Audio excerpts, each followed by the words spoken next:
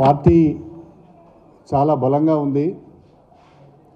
కేసీఆర్ నాయకత్వాన్ని ప్రజలు ఇప్పటికీ బలంగా నమ్ముకుంటున్నారు, విశ్వసిస్తున్నారు. చిన్న చిన్న పొరపాట్ల వల్ల మనము అధికారాన్ని కోల్పోయాం.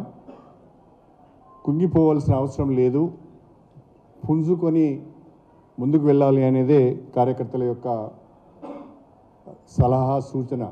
ప్రతిపక్షంగా ఉన్నాము కాబట్టి నిర్మాణం పైన దృష్టి పెట్టాలి, సంస్థాగతంగా పార్టీని బలోపేతం చేయాలి అనేది చాలా ప్రధానమైన సూచన ఈరోజు వచ్చింది. మూడవది, జిల్లా పార్టీ కార్యాలయాలు అనునిత్యము పనిచేసే విధంగా మనము కార్యాచరణ రూపొందించుకోవాలి. జిల్లా పార్టీలను పటిష్టం చేయాలి, జిల్లా పార్టీ శాఖలను పటిష్టం చేయాలి, మండల పార్టీ శాఖలను పటిష్టం చేయాలి. విశ్వవిద్యాలయాల వారీగా విద్యార్థులతోని సమావేశాలు నిర్వహించాలి. ఎక్కడైతే పొరపాటు జరిగిందో ఆ పొరపాటు సరిదిద్దుకునే విధంగా ముందుకు వెళ్ళాలి అని కార్యకర్తలు సలహాలు ఇవ్వడం జరిగింది.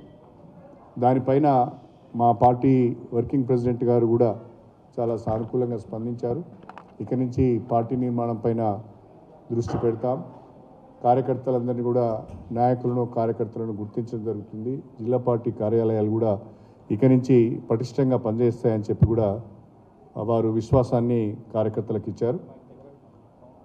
అదేవిధంగా రేపు జరగబోయే లోక్సభ ఎన్నికలలో వరంగల్ పార్లమెంటు నియోజకవర్గం పైన కేసీఆర్ నాయకత్వంలో గులాబీ జెండాను ఎగరవేస్తామనే ఒక నమ్మకాన్ని కూడా కార్యకర్తలు పార్టీకి ఇవ్వడం జరిగింది.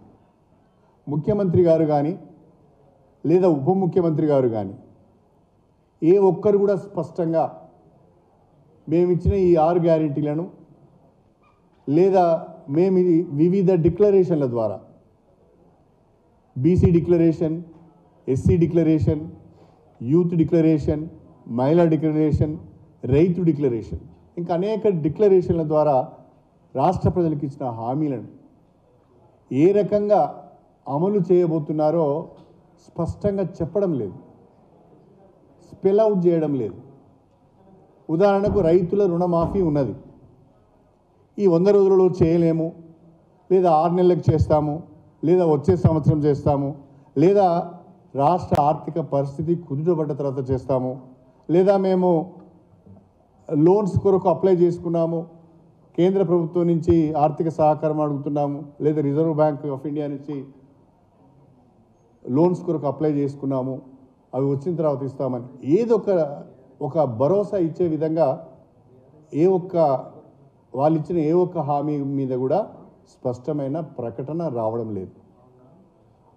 అది రైతుల రుణమాఫీ కావచ్చు, లేదా రైతు బంధు కావచ్చు, లేదా వరి ధాన్యానికి ప్రతి క్వింటల్కు 500 రూపాయల బోనస్ కావచ్చు, మహాలక్ష్మి పథకంలో చెప్పిన విధంగా ప్రతి మహిళకు 2500 రూపాయలు నెలకు ఇవ్వడం కావచ్చు, గ్యాస్ సిలిండరు 500కి ఇవ్వడం కావచ్చు, పెన్షన్లు 4000కు పెంచి ఇవ్వడం కావచ్చు, 200 యూనిట్ల వరకు ఉచిత విద్యుత్ విషయంలో కానీ ఏ ఒక్క విషయంలో, ఏ ఒక్క హామీ విషయంలో కూడా స్పష్టత ఇవ్వలేకపోతున్నారు. అంటే ఇవన్నీ చూస్తూ ఉంటే మీరు మెల్లగా ఈ హామీలన్నీ నెరవేర్చలేని పరిస్థితులలో కాలయాపన చేయటానికే ఎక్కువ ప్రాధాన్యత ఇస్తున్నట్టుగా కనిపిస్తున్నది.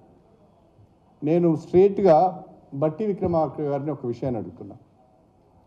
మీరు దళితులు, నేను కూడా దళితున్నే, మనం దళిత జాతి నుంచి వచ్చాము.